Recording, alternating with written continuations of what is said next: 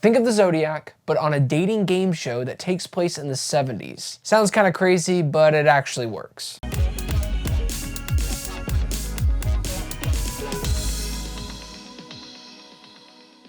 Cheryl, a single woman looking for a suitor on a hit 1970s TV show, chooses charming bachelor Rodney, unaware that behind the man's gentle facade hides a deadly secret. Woman of the Hour is brought to you by Netflix, but more importantly, it's brought to you by directorial debut and starring in the film in the lead role of Cheryl, Anna Kendrick. She does a fantastic job in directing this film and also performing. She is one of the clear standouts, but I will get into the performances later because I gotta talk about how this movie opens up. One of the most haunting opening 5-minute sequences in a film in this year of 2024. A man snapping photos of a woman. His appearance, messed up fingernails, a demeanor that should feel comforting, sets the tone for the rest of the film. It's a world where trust is fragile and danger lurks behind seemingly innocent faces. This first scene doesn't just reveal the plot. We already know that it's obviously about a serial killer thanks to the trailers, but it encapsulates a larger truth, the terrifying reality of misplaced trust and how easily it can lead to devastating consequences. Here's the overall thing that Anna Kendrick is trying to display to us, the audience: misogyny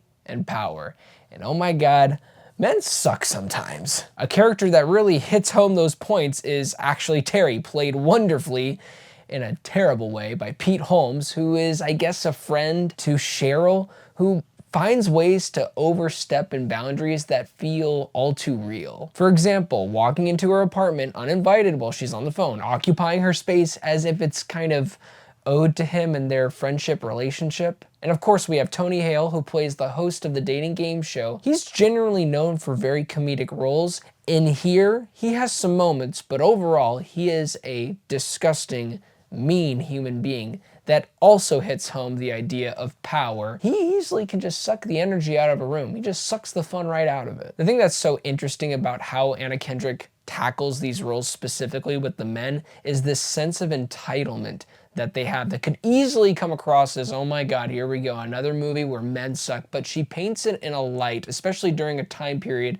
that feels real and still feels real today with how people can act, especially when they don't get what they want. How easily men can turn into boys like that. Somebody that I will probably always remember as some of the best performances I've seen this year in a role that must have been really hard to get into is by Daniel Zovatto. His performance draws you in with a mix of charm and menace, making it impossible to look away from the screen. I mean it. Every time this guy was on screen, I just couldn't help but just feeling mesmerized by his role, but not in a way that was attractive, in a way that was disgusting. I didn't want to see what was going to happen, but I was also so curious with how Kendrick brought this character to life on the screen that felt so reminiscent to other true crime films in a way that got under my skin. The last thing that I have to absolutely talk about is the non-linear pacing. Anna Kendrick kills it in this department because the whole film goes back and forth from present day, the dating game show, where we are trying to tell her from this side of the room, hey, don't talk to that guy, he's a serial killer. And all while that's building up, we are also going back to the past, where Rodney, serial killer, is with his victims. You get this level of tension, this build up that means even so much more when you have all these people that were affected by him, and then you are seeing potentially the next victim. It kind of messes with your mind all throughout this experience. That said, while the third act is intense and leaves a lasting impact, one character arc felt just a little bit underdeveloped, and I wish they did at least a little bit more with this certain arc, but maybe that was the whole point. I have to really think about that one. Overall, Anna Kendrick delivers a compelling, fear-inducing thriller that shows just how easily trust can be manipulated and how dangerous that can be when you meet the wrong person at the wrong time. 8.5 out of 10.